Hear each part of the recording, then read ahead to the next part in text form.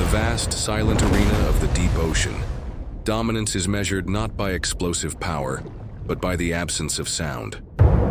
During the height of the Cold War, the United States and the Soviet Union engaged in a decades-long struggle beneath the waves.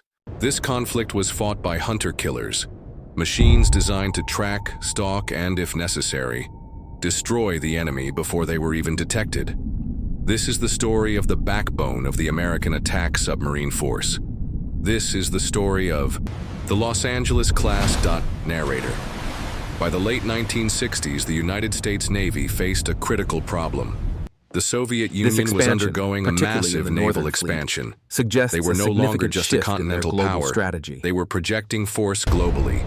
More alarming than their surface fleet was their rapid advancement in submarine technology. Intelligence reports painted a grim picture. The Soviets were launching new classes of submarines, like the Victor class, and later the astonishingly fast titanium-hulled Alpha class, that were faster and could dive deeper than anything in the U.S. arsenal. The existing American attack submarines, primarily the Sturgeon class, were excellent platforms, but they were designed for a different era. They lacked the speed to effectively escort the new, faster U.S. aircraft carrier battle groups, and they struggled to keep pace with the latest Soviet threats. We're losing ground here. We don't have the resources to keep up. Our intelligence reports the agitation in the Pentagon gap. was real. The technological gap was widening. If the Soviets could operate their submarines with impunity, the consequences would be catastrophic. Soviet attack submarines could sever the vital transatlantic lifeline between the U.S. and Europe in a conflict.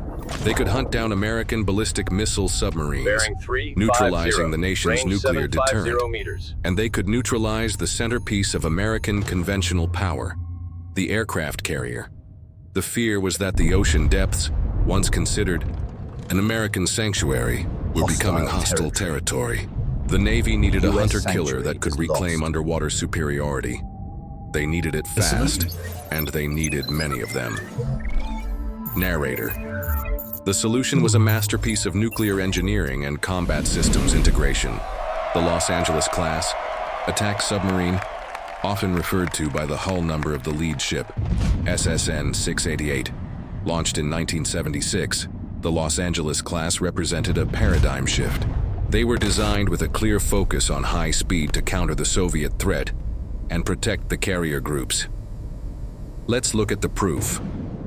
The heart of the design was the powerful S-6G nuclear reactor. This propelled the 362-foot-long, nearly 7,000-ton submarine to classified speeds rumored to be well over 30 knots when submerged. But speed was only part of the equation.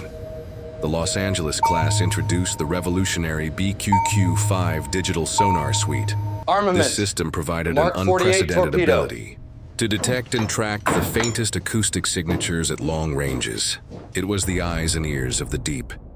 In terms of armament, they carried the sophisticated Mark 48 torpedo, a devastating weapon capable of destroying any submarine or surface ship. The scale of the program was immense.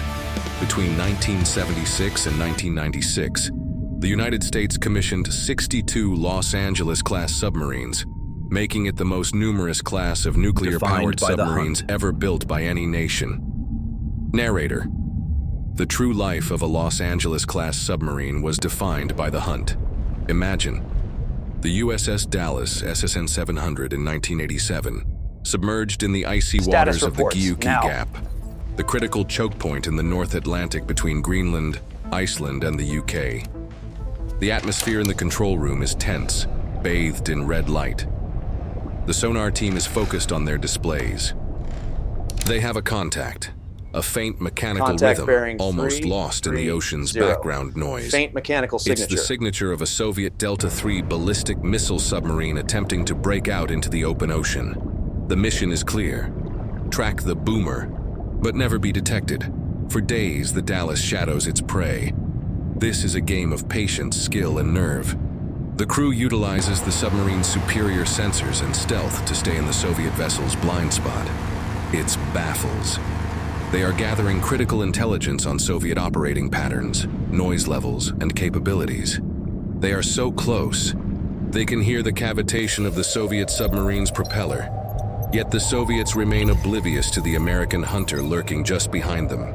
This constant, undetected presence was the essence of the Los Angeles-class mission. Narrator. The Los Angeles-class was not static. As technology evolved, so did the submarines. Later flights of the class included significant upgrades. 12. Vertical launch system. VLS tubes were installed in the bow, giving the submarines the ability to launch BGM-109 Tomahawk cruise missiles. This transformed the SSN from a pure hunter-killer into a potent conventional strike platform.